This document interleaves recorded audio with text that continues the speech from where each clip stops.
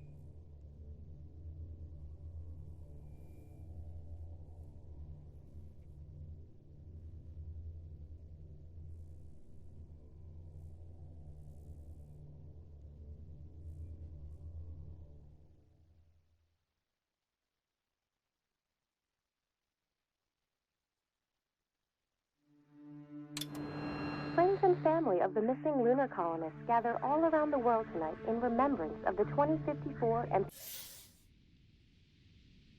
blackout that resulted in a global power outage and the loss of contact with the lunar colony. The blackout caused global turmoil, which ultimately led to the closure of the World Space Agency 1 year later. In other news, the recent formation of the largest dust storm on record has prompted climatologists to readjust their forecast of the equatorial desert's growth rate. As a result of the new storm, the desert could soon cover 30% of the globe's landmass. Several governments have pledged support for refugees despite reports of resource shortages. The dust storm is expected to hit residential zones between the northern 49th and 50th latitude lines by late afternoon and pass over the World Space Agency's former MPT ground station in the Adirau Desert. Authorities have imposed a mandatory evacuation of the impacted areas. For countries north of the equatorial desert, temperatures are expected to be a mild 46 degrees Celsius.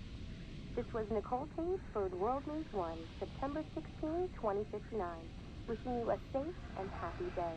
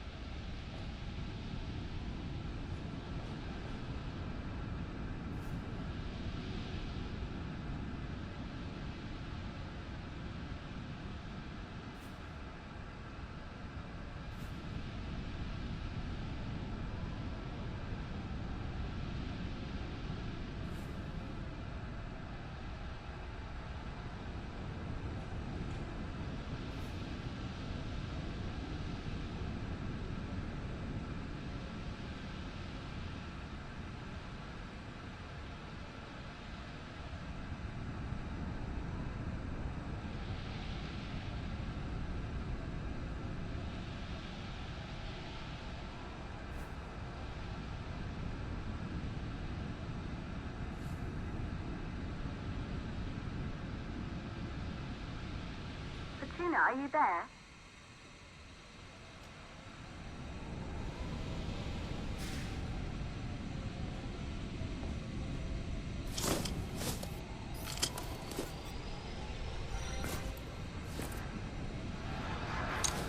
Ground control to Fortuna 1, this is Claire. Please confirm radio contact. Radio contact confirmed. Make your way to the launch platform and prime the rocket for liftoff. We have to launch before the dust storm hits.